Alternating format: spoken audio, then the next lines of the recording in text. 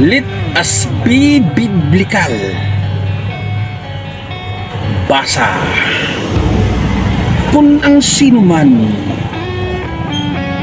ay nagtuturo ng ibang aral na hindi sumasang-ayon sa salitang nakagagaling sa makatuwid, ay sa mga salita ng ating Panginoong Jesucristo at sa aral na ayon sa kabanalan, ang gayon ay palalo walang nalalamang anuman,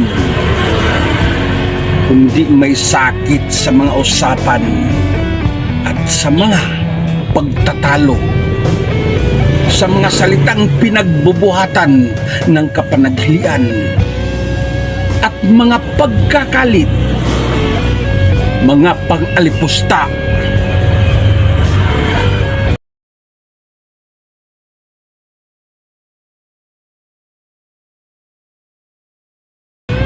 masamang akala.